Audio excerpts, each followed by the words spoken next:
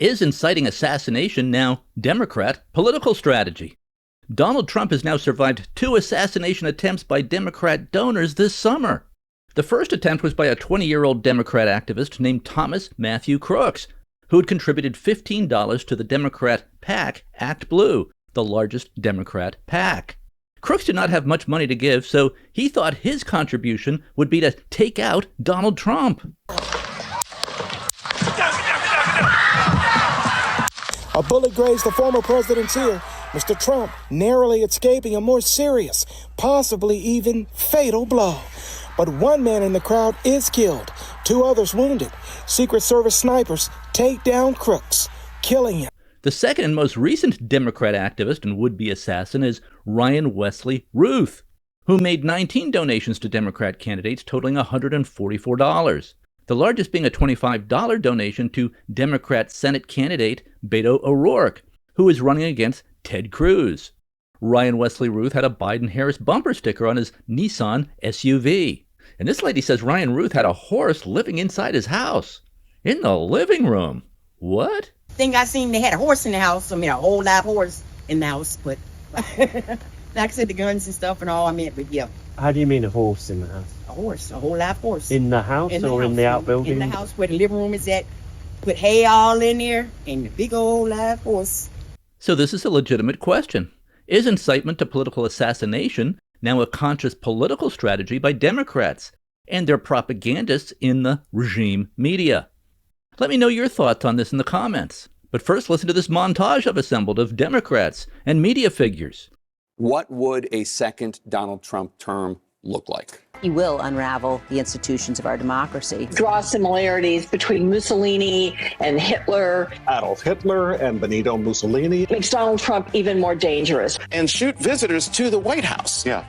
That means he can shoot the First Lady. Make it illegal to run against him, to throw his opponents in jail, to shut down the media. Using martial law against the American people. Terminate the Constitution, create mass internment camps. Throw everyone into Gitmo. You might have any number of things happen to you and your family. Every one of us, our freedom, our liberty, none of us is safe. It's going to have people around him executing against an enemy's list. Assassinate generals. Ordering troops to attack American citizens. Trump's very well-armed and extremist base will try to kill people. It's the end of democracy.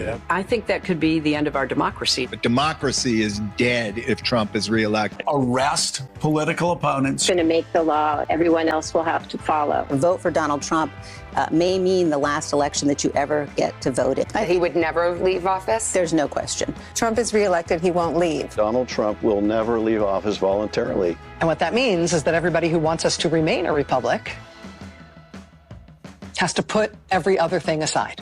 Well, he cannot be the next president. President of the United States is racist. All the people who voted for Donald Trump are racist. Yes.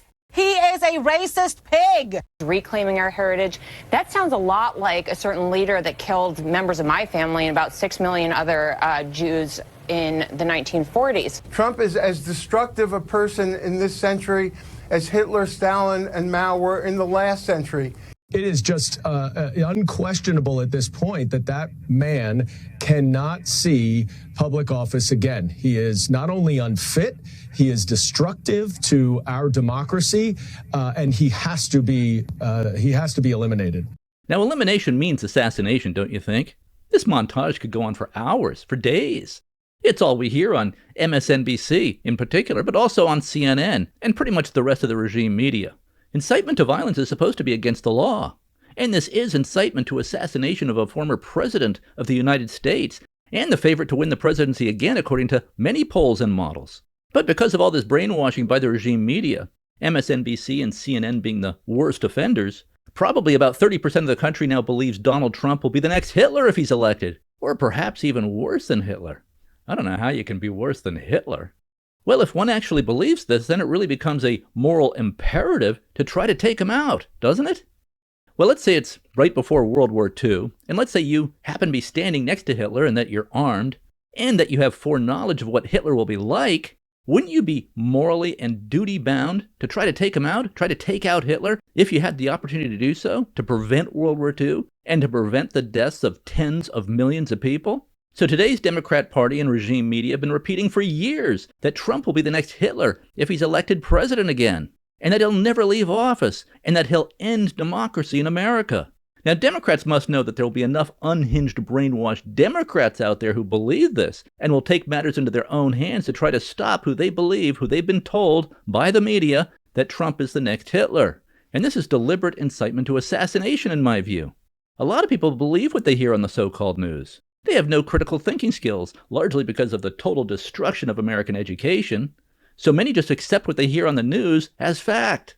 They don't know what they hear on the news is just partisan propaganda, that it's mostly hoaxes. And of course we know that Donald Trump is not a threat to democracy. We know this because we saw him govern for 4 years. There was no hint during his 4 years as president that he had any aspirations to be an authoritarian dictator. He did not impose martial law, like Lincoln did. He did not use the Justice Department to go after Hillary or Obama, despite their hatching of the Russia hoax and many other crimes. And we had a great economy under Trump until COVID hit. No inflation to speak of. Gas was $2 a gallon. And we had many fewer wars. Simply wanting honest elections is not a threat to democracy. Sure, he expressed concerns about how the 2020 election was conducted. This was actually an attempt to protect democracy. The mass mail-out ballot is a threat to democracy, which is why European countries and most other countries, pretty much all other countries, don't do elections this way. The U.S. Constitution says there shall be an election day, not an election month or an election 2 months. We need to go back to a single election day with paper ballots, no machines, a government-issued ID needed to vote, which is how they do it in Europe and just about everywhere else. And one thing we know for sure, if it's possible to cheat, if it's easy to cheat, there will be cheating. There's just so much riding on the outcome of elections that cheating will happen if cheating is possible. And we know that Democrats will stop at nothing to prevent Donald Trump from being president again, or any Republican for that matter. The same thing would be happening to Ron DeSantis or Nikki Haley if one of them were the Republican nominee. They would be getting the same treatment. Because really top Democrats, intelligent Democrats know that Donald Trump is not Hitler. They're just interested in political power. That's it. So yes, I do believe Democrats and the regime media know exactly what they're doing with this incendiary rhetoric about Trump being akin to Hitler, or perhaps even worse than Hitler, and ending our constitutional republic if he's elected. And they're hoping some unhinged wacko will take action, which is almost guaranteed in a country of 340 million people. So far, 2 have. When will the next attempt be? Democrats have shown that they will do anything and everything to stay in power, to turn America into a permanent one-party state. That's why the Harris-Biden regime has purposefully invited upwards of 15 million migrants to pour across our border. They believe these are future Democrat voters. And the Biden-Harris regime is transporting and locating millions of these new migrants into battleground states and putting them on a fast track to citizenship so they can vote. Democrats believe these are millions of new voters for Democrats. Democrats don't care that they're destroying the country with their fanatical commitment to open borders. What they believe is that these are millions of new voters for Democrats, that this will allow Democrats to keep permanent political power, so that there's no chance of a Republican ever getting elected president again, or at least in the foreseeable future. We'll become a one-party dictatorship like communist China. That's the plan. They don't actually care about the Constitution or the rule of law. They see a Constitution as an obstacle to get around. The New York Times just did a big piece on how the Constitution is the problem. This is the same party that hatched the Russia hoax. Obama's CIA, NSA, and FBI, in coordination with the Hillary Clinton campaign in 2016, came up with the Russia collusion hoax to defeat Trump. The claim that Trump colluded with Russia to win the election was completely made up out of whole cloth, and the 2-year Mueller investigation reluctantly proved this. The Durham and Horowitz investigations subsequently proved that the FBI knew that the Russia collusion hoax was a hoax right from the start, that top levels at the FBI helped hatch the hoax by knowingly putting false information in front of the FISA court to kick off the investigation, which they of course leaked to the media as part of the propaganda effort. Remember, the CIA is master of disinformation. The target of CIA disinformation and propaganda and their psyops is supposed to be foreign enemies of the United States. But the CIA has kind of retooled its mission. Its propaganda and psyop operations are now aimed at Republicans, who Democrats see as the real enemy of the country. And they use the regime media as Democrat propaganda organs. But surprise, the Russia hoax failed to derail Trump. And this shocked and stunned the establishment. The CIA, the FBI, the NSA, they couldn't believe they failed. Trump won the 2016 election despite the Russia hoax, despite the PSYOP operation launched by Obama's CIA, NSA, and FBI. Then Obama's FBI director, James Comey, managed to trigger a special counsel investigation against Trump on Comey's way out the door during the transition. And this investigation, the Mueller investigation, lasted 2 years. They came up with nothing despite 19 Democrat prosecutors working on this full time and spending $35 million investigating Trump. Now these investigators, these Democrat prosecutors, the FBI, they knew all along that there was no Russia collusion. But they were hoping with this $35 million investigation to at least catch Trump in some kind of process crime, maybe a tax violation or some kind of paperwork crime, something like that. But the Mueller investigation couldn't find anything on Trump, not so much as a traffic violation.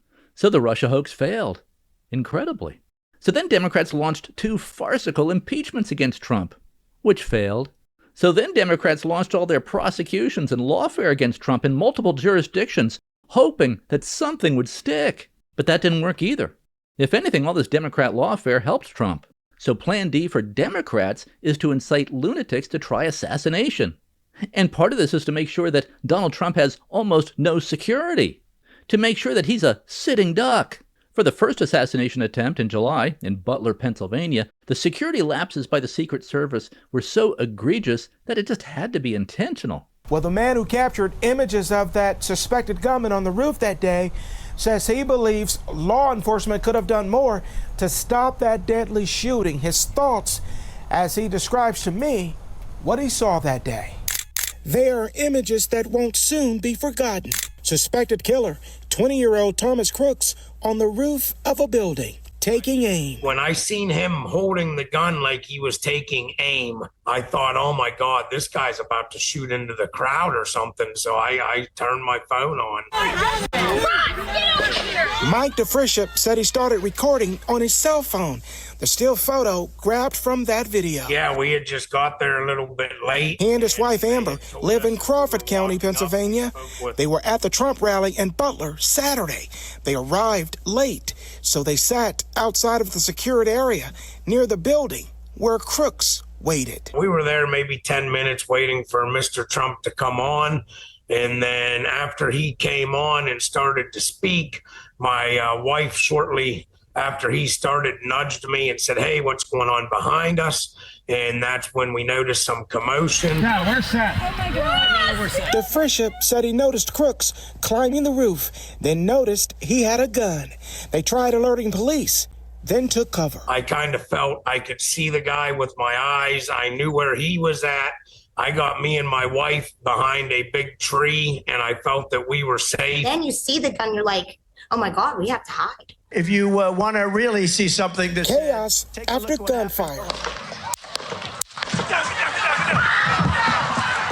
A bullet grazed the former president's ear, Mr. Trump narrowly escaping a more serious, possibly even fatal blow. But one man in the crowd is killed, 2 others wounded. Secret Service snipers take down Crooks, killing him. It was devastating to us. I mean, to know that we watched a guy shoot somebody, and also even the shooter. I mean, we watched him get shot right in front of us. I mean, we seen it. We seen the aftermath. The couple believing something more could have been done to prevent the tragic shooting, talking now about who, besides the shooter, should be held accountable. People are trying to say the local cops and this and that might not have done their job. And in my opinion, and I haven't put this out anywhere else besides now that it's been a couple days, we're processing some of this. You know, it's Secret Service's job to keep terror of the president. And remember, the Secret Service is under the control of Harris and Biden. And while I'm sure that rank and file Secret Service agents are excellent and very good people trying to do a good job, the leadership of the Secret Service are Democrat political hacks appointed by Harris Biden, like this DEI hire. Chair now recognizes Mr. Fallon from Texas. How did a 20-year-old loner with a week's notice pick the absolute best location to assassinate President Trump when the entire Secret Service missed it? Director Cheadle, in your leadership, your agency got outsmarted and outmaneuvered by a 20-year-old. How can we have any confidence that you could stop a trained professionals from a nefarious nation state? Those are absolutely questions that we need to have. I know they're questions, but the fact of the matter is we can't have that confidence. Director, do you have the ability personally, and do you have the authority to beef up security of any of your protectees? Yes, I do. Okay. So were you also aware there was a credible threat President Trump was facing? He was facing a heightened security threat to a foreign adversary? Yes. Okay. So given that there was an increased threat to President Trump's life, was he provided a full security complement akin to what a sitting U.S. president would receive? He was provided a full complement of security based on the threat assessment that we had. That's not my question. And the venue. My question is, if he'd been the sitting president, would he have had the same security he had on July 13th, or would have been beefed up? There is a difference between the sitting president. So your answer is he didn't. And continuity of government and the responsibility that we have. So he did not. Okay, there wasn't a CAT team, a full CAT team on site. There wasn't counter surveillance teams on site. But this is the thing. You just said you had the ability to beef up the security. You knew about the threat, and you didn't. And that's as telling as it is chilling. We have satellite images from the Butler Fairgrounds. Have you visited the site? No, I have not. 9 days and you have not visited the site. You should have been there that night. Did you talk to, that evening, did you talk to the team, the heroes that surrounded the president? Did you call them that night?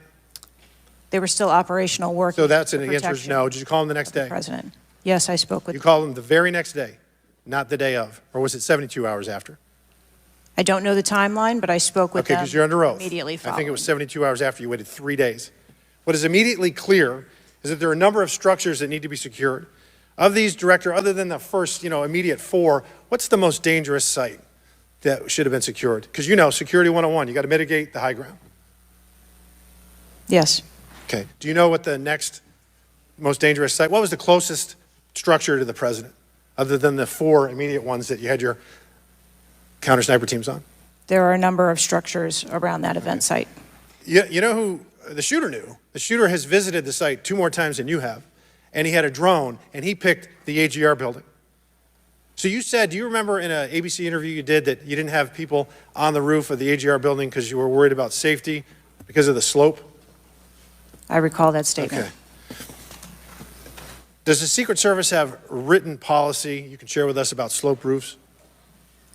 No. Okay. So why'd you act like there was one? Because is it your practice to comment on enormous events of enormous national implications when you're ignorant of the facts? So here's this thing with the slopes. You go all the way up to like 1812. You can go to a 112, which is about as flat as you can get without it being completely flat. And you're saying that there was a danger, safety concern there. But the problem is, Director, you put your counter snipers on a 312 roof, which is steeper than the 112. And by the way, the 112 is ADA compliant. You can build a ramp for a wheelchair on a 112 roof. So these are nothing but pathetic excuses, and they make no sense, and they're a bunch of cow dung. All the law enforcement I've spoken with over the last 9 days are amazed that the AGR rooftop was not secure. I have never had any long gun training in my life. I own an AR-15, and last time I shot it one time my whole life. It was 6 years ago. That is until Saturday, where we recreated the events in Savoy, Texas. We recreated what happened in Butler. I was lying prone on a sloped roof at 130 yards at 6:30 at night. And I knew that he had a scope. I didn't know what kind, red dot or magnified. So I shot 8 rounds from both. You know what the result was? 15 out of 16 kill shots. And the one I missed would have hit the president's ear. That's a 94% success rate. And that shooter was a better shot than me. It is a miracle President Trump wasn't killed. Corey Comparator's life is over because that damn shooter made it on the roof. And it wasn't the roof that was dangerous. It was the nut job on top of the roof. You know what else is dangerous? I believe your horrifying ineptitude and your lack of skilled leadership is a disgrace. Your obfuscating today is shameful. And you should be fired immediately and go back to Garden Doritos. Mr. Chairman, I yield back. This is who Harris Biden appointed to run the Secret Service. Just a complete incompetent joke. A joke that almost resulted in the death of the former president and current Republican nominee for president. The Harris-Biden White House appears to have made a conscious decision to provide inferior security to Donald Trump. Almost no security for Donald Trump. And this is especially dangerous because Donald Trump all this time was assuming he had security. He really didn't. Jesse, what I'm learning now is that the lead advance agent that day in Pennsylvania, this is the agent that was in charge of Trump's entire trip in Pennsylvania, that this agent actually failed one or more of her training exams when she first joined the Secret Service. I mean, the pattern that is emerging here, Jesse, from whistleblowers who've come forward to me now over and over again is that the Trump rally was undermanned. It was understaffed. They did not have people who had experience on it. And now this advance agent, I'm told, may have failed one or more of her training exams and was known not to be a top quality agent. I mean, this is absurd. And the fact that the director will not level with the American people about what's going on here is just totally unacceptable and unbelievable. Director Cheadle, we know, had a priority to make 30% of the Secret Service women. So this woman fails, maybe once, maybe twice, maybe more. And doesn't matter, Cheadle still makes her in charge of the protective site detail for Butler, knowing that there was an Iranian threat. Yeah, see, this is what's so hard to understand, is that if this individual had failed one or more of her training exams, if she was known not to be really one of the Secret Service's top agent, she's in the Pittsburgh office, why was she put in charge of the entire trip, Jesse? I mean, the whole thing. She was in charge of the whole works from the time the president landed to the time he went to Butler. It's just totally inexplicable. And Jesse, one other thing. I'm told by people who are close to and have knowledge of the Secret Service's own internal investigation that the Department of Homeland Security is leaning on the Secret Service not to comply with document requests to Congress. I mean, this is really getting to be outrageous. The American people need the truth here. Yeah, there's a cover-up going on. Now that's definitive. And hours before this assassination attempt, the Secret Service and law enforcement had identified this guy, this Thomas Matthew Crooks character, as suspicious. He was seen carrying a rangefinder and a big bag full of stuff. A rangefinder is used for hunting, for shooting. Why is he inside the security barrier with a rangefinder and a big bag full of stuff? Yet the Secret Service somehow managed to overlook all this, somehow managed to lose track of Crooks, even though they thought he was suspicious, this Democrat donor, this aspiring assassin. Crooks then managed to climb up on this roof with his scoped rifle and position himself on the roof to take his shots at Donald Trump, who would now be dead had Trump not turned his head exactly at the right microsecond to look at a chart on illegal immigration that was being shown on a big screen to his right. Had he not turned his head to the right at exactly that instant, he would be dead. Trump would be dead. So now, 9 weeks later, we have a second assassination attempt on Trump by a Democrat donor, this convicted felon named Ryan Wesley Ruth. He lay in wait for 12 hours at this location right here with his scoped AKS rifle. He also had a GoPro video cam recorder so he could record the assassination for social media. This location right here is where the press comes to get photos of Donald Trump playing golf at his golf club. Donald Trump was coming in Ruth's direction in the golf cart and was about 300 yards away when a Secret Service agent just happened to spot Ruth's rifle poking out of the shrubbery and through a chain link fence right here. So the Secret Service agent, thankfully, opened fire on Ruth. Ruth then dropped his rifle and fled. And here's all Ruth's stuff. And Trump's golf cart was about 4 minutes away from Ruth's location. And if Trump had come around in his golf cart, come around to this location, Ruth would have had essentially a point-blank shot at Trump. And here's the main road right here, right next to the golf course. Imagine if the sun had been in the eyes of the Secret Service agent. Well, then he never would have seen the rifle barrel pointing out of the shrubbery and through a chain-link fence. That would be pretty hard to spot, and former President Trump would be dead. A witness saw Ruth flee the scene and get into his car, get into his Nissan, with the Harris Biden bumper sticker on it. The witness photographed Ruth's license plate. An all-points bulletin was sent out, and Ruth was apprehended about 45 miles north on I-95. And here's video of the arrest right here. Take 2 steps to your right! Driver, walk straight back!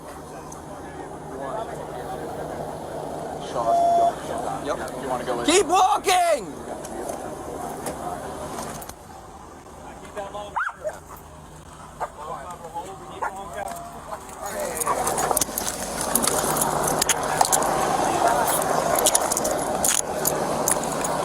What's your name, Austin? Ryan? But the question is, why isn't the Trump International Golf Club secured by the Harris-Biden Secret Service when Donald Trump is playing golf, the former president, and just weeks after he was nearly killed by the first would-be assassin sniper, Thomas Matthew Crooks? Isn't it just basic to secure the perimeter? Wouldn't a 10-year-old know to do this? And wasn't 9 weeks enough for the Harris-Biden Secret Service to learn the lessons from the first assassination attempt in Butler, Pennsylvania? And remember, Ruth had been camped here for 12 hours waiting for Trump, according to cell phone data captured by law enforcement. A simple walk around the perimeter of the golf course then would have uncovered Ruth. Are you telling me that the Secret Service doesn't even patrol the perimeter of the golf course where Trump is getting set to play? Doesn't patrol it over a 12-hour period? Now, just for comparison, here's what security looks like for Barack Obama, even now when he arrives to play golf at Martha's Vineyard. So Barack Obama, who is not running for president, has better security than what Donald Trump is given by Harris Biden. So Trump still has no security 9 weeks after a Democrat sniper, a Democrat donor, took a chunk out of Trump's ear with a bullet. How is this possible? Unless intentional. I just don't think anyone is that incompetent. And it gets even more bizarre when we look at Ruth's very strange background. In 2002, Ruth was arrested in Greensboro, North Carolina for possessing a weapon of mass destruction.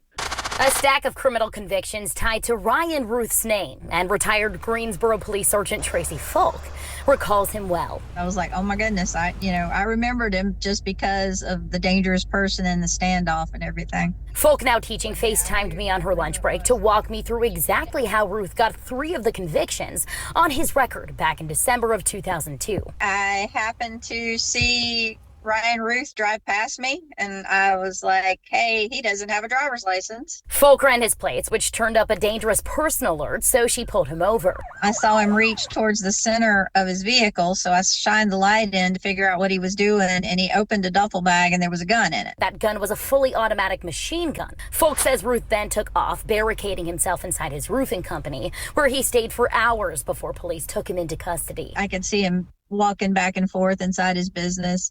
Ruth was convicted on 3 charges. Documents I obtained show Ruth was convicted of possessing a weapon of mass destruction just months earlier in 2002.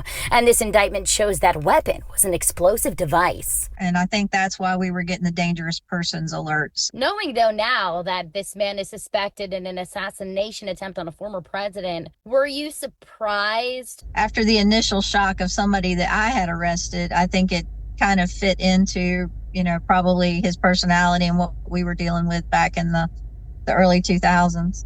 This Ruth character has had upwards of 100 encounters with law enforcement, including possessing stolen property, charged with stealing vehicles, possessing illegal weapons, involved in a hit-and-run incident, assorted drug crimes, and other things.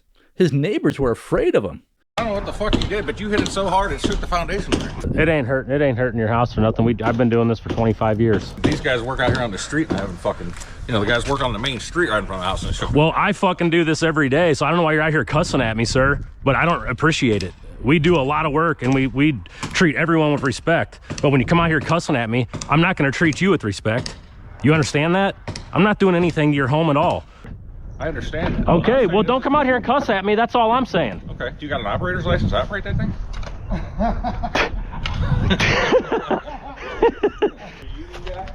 A union guy. Yeah. Have a good day, bud. I'm a home inspector. Okay, I'm a home inspector. I don't give a fuck what you are. Come out here fucking cussing at me. Think I seen they had a horse in the house. I mean, a whole live horse in the house, but like I said, the guns and stuff and all, but yeah. How do you mean a horse in the house? A horse, a whole live horse. In the house in the outbuilding? In the house where the living room is at. Put hay all in there and the big old live horse. Duck and the horse, yeah. And did anyone step in, like any? Yeah, he stayed in the house. So there was a horse in the living room? Yeah.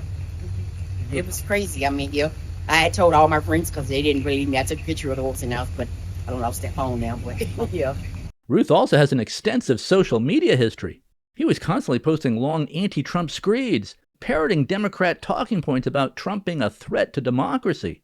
Now, it is true that Ruth voted for Donald Trump in 2016, which is a Democrat talking point. But Ruth soured on Trump. Ruth became a fanatic about the Ukraine war and defending Ukraine. He lived in Hawaii for a while, didn't really have a steady job. So in 2022, Ruth traveled to Ukraine to fight for Ukraine. And here's a really bizarre interview with Ruth when he was in Ukraine. He was being asked by the Ukrainians why he was there. What and why are you here? I'm 56 from the U.S., from North Carolina originally, so live in Hawaii now, so flew all the way from Hawaii here. So the question as far as why I'm here, to me, you know, a lot of the other conflicts are gray, but this conflict is definitely black and white. This is about good versus evil.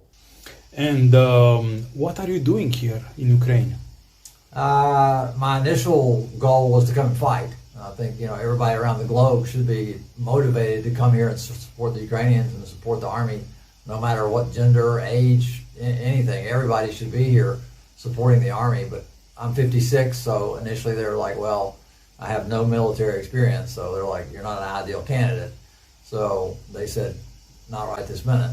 So plan B was to come here to Kyiv and promote getting more people here. You know, we need thousands and thousands and thousands of people here fighting with the Ukrainians. We need, you know, we've got 190 countries around the world, and we need thousands from all of them. If the governments will not send their official military, then we civilians have to pick up the torch and make this thing happen. And we've gotten some wonderful people here, but it's a small fraction of the number that should be here. If we have 5,000, you know, to 10,000 people here fighting, you know, that is just a minuscule amount of the 5 billion people on the globe. You know, we need everyone here fighting. That's why I'm in Kyiv. So every project that I promote is about getting people here to support the Ukrainians. We were at a critical juncture in this war where we are sitting on the fence as far as whether good or evil is going to win. You know, right now we're looking at a situation where the world is waning and it's thinking that this is important or not.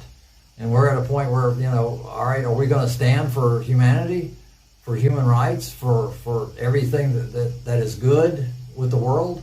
Or are we just going to ignore it? You know, if everybody is complacent and doesn't join this fight, then guess who's going to win? It might take 10 years, but we're going to lose this battle if everyone around the globe does not stop what they're doing, get off the couch, and come to Ukraine and defend the human rights of everyone around the globe. This is the most important thing going on in the world today.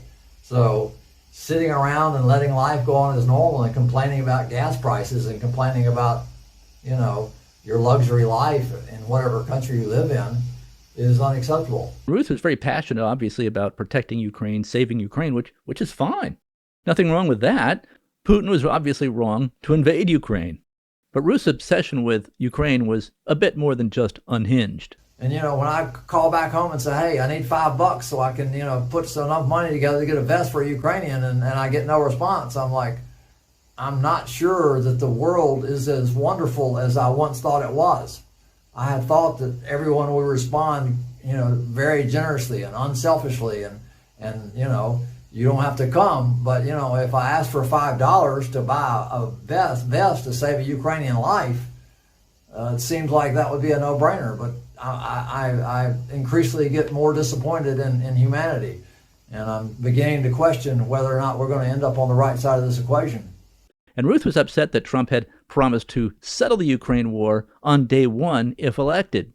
And no doubt that would mean ceding at least some Ukraine territory to Putin, such as the Russian military base in the Crimea, and possibly Russian-speaking territories, which might be as much as 1/3 of Ukraine. When over there, Ruth participated in a propaganda video for one of Ukraine's elite fighting units. The purpose of the action is to appeal to world leaders, world organization, with a demand to provide a green corridor. The Ukraine army ultimately rejected Ruth for combat service, believing he was just too unhinged and probably too old to fight, and Ruth had no military experience. So they urged him to help recruit fighters for Ukraine. So he spent his time over there trying to recruit a mercenary army from Afghanistan and Pakistan through Iran to fight for Ukraine. But these mercenary fighters that Ruth recruited would get stranded in Iran, apparently for paperwork problems. So that mission failed, and Ruth then returned to the United States to become a lobbyist in Washington, D.C. for the Ukraine cause, to make sure U.S. funds and weapons would keep flowing. And in 2023, Ruth wrote and self-published a book titled The Unwinnable War, in which he tells Iran, quote, "You are free to assassinate Trump," end quote. This book also calls on the U.S. to launch a nuclear missile attack on Russia. This book describes Trump as a fool and a buffoon for the January 6th stuff and castigates Trump for the tremendous blunder, quotes, of leaving the Iran nuclear deal. For some reason, Ruth cared a lot about the Iran nuclear deal and had a lot of praise for John Kerry, who negotiated the Iran nuclear deal for Obama, a deal that Trump scrapped when he was president. And so Ruth apparently really hated Trump for that. And Ruth's book repeats Democrat talking points that Trump is a threat to democracy. And despite all this lunacy, the news media and elected officials in Washington and those in the policy-making community when it comes to Ukraine, officials at the State Department, they all took this character seriously. Ruth conducted frequent briefings on Ukraine for lawmakers and policymakers in Washington on what's happening in Ukraine. The New York Times did an entire profile on Ruth in March of 2023. It was an article about American volunteers on the Ukrainian front lines. They either did not check his criminal background, an unhinged social media post, or didn't care because they thought bringing this stuff up might undermine public support for the Ukraine cause, might disrupt the narrative. So he was presented as sort of a heroic figure by the New York Times and by the media. Newsweek also did an interview with Ruth. He conducted a lot of media interviews. Ryan Ruth was the suspect in an alleged assassination attempt on former President Trump. I immediately recognized the name because I had been in touch with Ryan Ruth for over a year in the early stages of the war in Ukraine. Like thousands of other international volunteers, he apparently went to Ukraine to help. I spoke with him, I think, once on the phone and texted frequently, and he put me in touch with several foreign fighters. He mentioned plans to bring in thousands of Afghan and Syrian fighters. At one point, he sent me an audio track of a song he'd apparently recorded about the carnage caused by the war in Ukraine. But anyone who bothered to check could have easily found Ruth's long criminal record. That would have taken like 3 minutes of checking on the computer, including possession of a weapon of mass destruction, that fully automatic machine gun, and him being in an armed standoff with police in Greensboro, North Carolina in 2002. And this was the same lunatic who was trying to recruit a mercenary army from Afghanistan and Pakistan through Iran to fight for Ukraine. And it would certainly be interesting to know what conversations, communications, and the kind of relationship that this lunatic had with Alexander Vindman, who was basically the guy in charge of Ukraine policy, and who was the key witness for Democrats in the first Trump impeachment hoax over Ukraine. The FBI and the Secret Service had identified Ruth as a potential security threat to Trump, given that he had called on Iran to assassinate Trump in his book, and had made many unhinged threats to Trump in his social media posts, which have all been deleted. Interestingly, Ruth's accounts, social media accounts, have all been closed, so we can't see all that he posted, though people did capture screenshots of a lot of it. So Ruth was on the radar of the FBI and the Secret Service for years as a dangerous person and as a Trump hater, as a threat to Trump. Now, Ruth was not a resident of Florida, but he traveled to Palm Beach, Florida from North Carolina undetected for the purpose of killing Trump. And then he was allowed to just park himself right here for 12 hours, starting at 1 a.m. in the morning on a Sunday morning at the Trump International Golf Club with a scoped AKS rifle, his GoPro video camera, and was allowed to just wait there for the president to come by the next day in his golf cart, which he figured would happen sometime on Sunday morning. Didn't know exactly when. He would just wait there until Trump came by. Might wait there for days. He had a bag full of food. He was prepared to stay there for days until he saw Trump. Now, how could no security have noticed this man parked here at 1 a.m. right at the edge of the Trump golf course with all of his stuff? Are there no security cameras, no electronic surveillance that would pick this guy up? I mean, there really just was no security whatsoever at the Trump International Golf Club, where Trump plays golf all the time. And here's the Palm Beach sheriff explaining why there was basically no security there. 9 weeks after Trump was shot in the head by another sniper. Well, you got to understand the golf course is surrounded by shrubbery. So when somebody gets into the shrubbery, they're pretty much out of sight. All right. And at this level that he is at right now, he's not the sitting president. If he was, we would have had this entire golf course surrounded. Well, because he's not, the security is limited to the areas that the Secret Service deems possible. So I would imagine that the next time he comes to the golf course, there'll probably be a little bit more people around the perimeter. The Secret Service relies on local law enforcement to secure the perimeter for presidents and former presidents. So according to Sheriff Rick Bradshaw here, the Secret Service says the perimeter of Trump's golf course did not need to be secured when Trump is playing golf. And remember, Harris and Biden are in charge of the Secret Service. Let's hear that part again. All right. And at this level that he is at right now, he's not the sitting president. If he was, we would have had this entire golf course around it. Well, because he's not, the security is limited to the areas that the Secret Service deems possible. So I would imagine that the next time he comes to the golf course, there'll probably be a little bit more people around the perimeter. And this Palm Beach sheriff, this Rick Bradshaw character, is a Democrat elected official, a political hack, in other words, called sheriff. Most sheriffs are elected. And Palm Beach County is the second most Democrat county in Florida. And this Democrat sheriff, this Bradshaw character, sure doesn't seem very concerned that his most famous resident, Donald Trump, was almost killed by a sniper on Bradshaw's watch, in Bradshaw's jurisdiction. You'd think he'd show a little bit more concern than what he's showing here. So this lax, incompetent security that Donald Trump's been given by Democrats really seems intentional to me. What other possible explanation is there? So I certainly expect more assassination attempts on Donald Trump in the coming days and weeks as we approach the election. The Russia hoax failed, the 2 impeachments failed, all this Democrat lawfare against Donald Trump has failed to derail his campaign. So now it's Plan D. And that's to incite more of these lunatics to try to kill Donald Trump. That seems to be the plan. And if that fails, I'm sure they have other plans in the works to keep Trump from being president again. This is, after all, the CIA we're talking about. They're experts at psyops and propaganda and coups.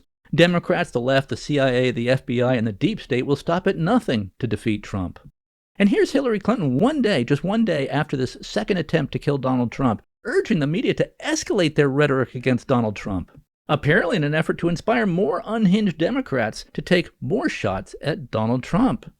And I don't understand why it's so difficult for the press to have a consistent narrative about how dangerous Trump is. The late, great journalist Harry Evans, one time said that, journalists should, really try to achieve objectivity. And by that, he said, I mean, they should cover the object. Well, the object in this case is Donald Trump, his demagoguery, his danger to our country and the world, and stick with it. So Hillary here changes the meaning of objective journalism. She thinks the purpose of journalism should be to push a partisan political narrative. Focus on the object, she says. Focus on Donald Trump, the target. Hillary, in the same interview, also proposes jailing Americans for posting so-called misinformation. Misinformation being facts and opinions that don't support the Democrat Party line. But I also think there are Americans who are engaged in this kind of propaganda. And whether they should be civilly or even in some cases criminally charged is something that would be a better deterrent. So which party is the real threat to democracy here? We want the voters to decide the election. These Democrats seem to be counting on bullets to decide. And here's the regime media blaming Donald Trump for these 2 assassination attempts on him by brainwashed Democrat donors. The FBI have confirmed that Donald Trump was the target of a second assassination attempt. The violence has increased in part due to Donald Trump's own actions. This really seems to be the confluence of 2 very bad things going on in the Republican Party. Today's apparent assassination attempt comes amid increasingly fierce rhetoric on the campaign trail itself. Mr. Trump, his running mate J.D. Vance continue to make baseless claims about Haitian immigrants in Ohio. The line about the bloodbath, talking about the auto industry being used as if he's going to create a bloody coup if he loses. And that sadly has led to, I think, these attempts on Trump's life. And of course, everyone knows that Trump's bloodbath comment was referring to what would happen to the auto industry under Harris and Biden's Green New Deal plans. And they know this, but Harris and Democrats keep using this hoax anyway. So it's just hoax after hoax after hoax with Democrats and their media propagandists. The Republican convention was, by Trumpian standards, muted. By the end of his convention speech, we were kind of back to where we started. The one step before violence is that hate speech. And we have no regulation because we live in a country that, I understand, values the First Amendment. And just imagine how different the narrative coming from the regime media would be if it was Kamala Harris who had just survived 2 assassination attempts by Republican donors. It's just insane what our politics has become. And it really does seem like America's on the brink of being over as a free country. On the brink of what just happened to Brazil, which is to become a one-party dictatorship with no free speech if Kamala Harris wins. We will double the Civil Rights Division and direct law enforcement to counter this extremism. We will hold social media platforms accountable for the hate infiltrating their platforms because they have a responsibility to help fight against this threat to our democracy. And if you profit off of hate, if you act as a megaphone for misinformation or cyber warfare, if you don't police your platforms, we are going to hold you accountable as a community. Like, I can't be the only one who thinks this is not okay. Like, it's the First Amendment. There's no guarantee to free speech on misinformation or hate speech, and especially around our democracy. So make sure you vote. Vote as early as you can. And make it your personal challenge and mission to register at least one like-minded new citizen to vote. If you can do more, do more. But commit to registering one new like-minded voter to vote. If everyone on our side does that, it'll make a difference. Especially if you're in a battleground state or a toss-up congressional district. Because this really is the most important election of our lifetimes. We say that every election, but this really is the most important. There's never been a more important election in America's history. Think about it. If assassination is now Democrat strategy, a kind of last-ditch final option for Democrats, well, it's hard to get more insane than that. And I have a couple of books you might be interested in. They're available on Amazon in all the formats.